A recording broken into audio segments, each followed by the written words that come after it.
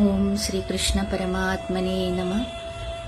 എല്ലാ സജ്ജനങ്ങൾക്കും എൻ്റെ വിനീതമായ പ്രണാമം. മനുഷ്യൻ എല്ലായ്പ്പോഴും പൂർണ്ണത നേടാൻ ആഗ്രഹിക്കുന്നവരാണ്. പൂർണ്ണ സന്തോഷം ലഭിക്കുവാൻ ആഗ്രഹിക്കുന്നവരാണ്. ഏതൊരു കാര്യം ചെയ്താലും കർമ്മം ചെയ്താലും പൂർണ്ണതയ്ക്ക് ശ്രമിക്കാറുണ്ട്. പക്ഷേ ജീവിതത്തിൽ എപ്പോഴും പൂർണ്ണത നേടാൻ കഴിയാറുണ്ടോ? ഒരിടത്ത് ഒരു മഹാഭക്തനുണ്ടായിരുന്നു. അദ്ദേഹം എന്നും ഏതെങ്കിലും ഒരു പാവപ്പെട്ട ആൾക്ക് ഭക്ഷണം നൽകിയിട്ടേ ഊണ് കഴിക്കാറുള്ളൂ. കാലാകാലങ്ങളായി ഈ പതിവ് അങ്ങനെ തുടർന്നു. അങ്ങനെ ഒരു ദിവസം അദ്ദേഹത്തിന് കിട്ടിയത് പാവപ്പെട്ട ദരിദ്രനായ ഒരു വൃദ്ധനെയായിരുന്നു. അദ്ദേഹമാകട്ടെ ആ വൃദ്ധനെ കൈകാലുകളൊക്കെ കഴുകിച്ച് ഭക്ഷണം കഴിക്കുവാൻ സ്വസ്ഥമായ ഒരു സ്ഥലത്ത് ഇരുത്തി. ഭക്ഷണം സ്നേഹപൂർവ്വം വിളമ്പിക്കൊടുത്തു. ഭക്ഷണം ഇലയിൽ വിളമ്പിയ പാടെ തന്നെ അത് വലിച്ചുവാരി കഴിക്കുവാൻ തുടങ്ങി. ഇത് കണ്ടപ്പോൾ അദ്ദേഹത്തിന് കലശലായ ദേഷ്യം തോന്നി. അദ്ദേഹം ആ വൃദ്ധനെ വഴക്കു പറയുവാനും ശകാരിക്കുവാനും തുടങ്ങി. ഈ ഒരു ഭക്ഷണം കിട്ടിയതിന് ഈശ്വരനോട് ഒരു നന്ദി വാക്കുപോലും പറയാതെ ഇങ്ങനെ വലിച്ചുവാരി കഴിക്കുകയാണോ? അദ്ദേഹമാകട്ടെ വൃദ്ധനെ കണക്കറ്റ് ശകാരിച്ചു. അതുമാത്രമല്ല, ഭക്ഷണം പോലും കഴിക്കുവാൻ അദ്ദേഹത്തെ അനുവദിക്കാതെ ആ പൊരിവെയിലത്ത് ഇറക്കി വിടുകയും ചെയ്തു. ആ പൊരിവെയിലത്ത് ആ വൃദ്ധൻ അങ്ങനെ ഇറങ്ങി നടന്നു.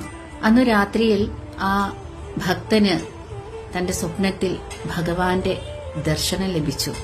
ഭഗവാൻ ഇങ്ങനെ പറയുകയാണ്, വളരെ കഷ്ടമായി പോയി നീ ചെയ്തത്.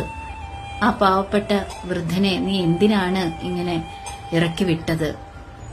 എന്നെ ഒരു നേരം പോലും സ്മരിക്കാത്ത, ചിന്തിക്കാത്ത അയാളെ ഞാൻ ഓരോ ദിവസവും ഭക്ഷണം കൊടുത്ത് അങ്ങനെ പോറ്റി കൊണ്ടുവരികയായിരുന്നു. അതെല്ലാം നീ ഒരു നിമിഷം കൊണ്ട് തകർത്ത് ഇല്ലാതെയാക്കി. ഇന്ന് ഒരു നിമിഷം പോലും അയാളെ സഹിക്കുവാൻ നിനക്ക് സാധിച്ചുവോ? ഇങ്ങനെയല്ല ഒരു വ്യക്തിയെ സ്നേഹിക്കേണ്ടത്. ഒരു നിമിഷം പോലും ഒരാളെ സഹിക്കുവാൻ കഴിഞ്ഞില്ലെങ്കിൽ നിനക്ക് എങ്ങനെയാണ് ജീവിതത്തിൽ തൃപ്തി ലഭിക്കുക, ആനന്ദം ലഭിക്കുക? നമുക്ക് ജീവിതത്തിൽ പൂർണ്ണമായ ആനന്ദം ലഭിക്കാത്തത് എന്തുകൊണ്ടാണ്? നമ്മുടെ ചുറ്റുപാടുമുള്ളവരിൽ നിന്ന് ലഭിക്കുന്ന അതൃപ്തിയും സന്തോഷമില്ലായ്മയുമാണ്, അല്ലേ? അതൊരു പക്ഷേ ബന്ധുക്കളിൽ നിന്നാകാം, സുഹൃത്തുക്കളിൽ നിന്നാകാം, ചുറ്റുപാടുകളിൽ നിന്നാകാം. ഒരിക്കലും നമുക്ക് ഒരാളെയും പൂർണ്ണമായി തൃപ്തിപ്പെടുത്തുവാൻ സാധിക്കുകയില്ല. അതുപോലെ തന്നെ മറ്റുള്ളവരുടെ അതൃപ്തി പൂർണ്ണമായി ഇല്ലാതാക്കുവാനും നമുക്ക് സാധിക്കുകയില്ല. അതുകൊണ്ട് മാത്രമാണ് ജീവിതത്തിൽ പൂർണ്ണമായ സന്തോഷം നമുക്കൊന്നും ലഭിക്കാത്തതും.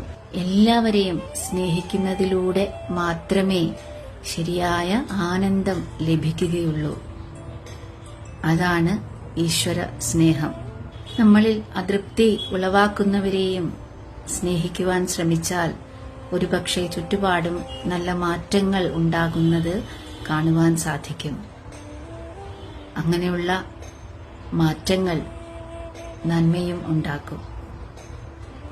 എല്ലാവരെയും സ്നേഹിക്കുവാനും പരിഗണിക്കുവാനുമുള്ള ആ ഒരു ശക്തി ആ പരമാത്മാവ് നമുക്കെല്ലാം നൽകട്ടെ എന്ന് പ്രാർത്ഥിക്കുന്നു. ഓം ശ്രീ ഗുരുഭ്യോ നമഃ.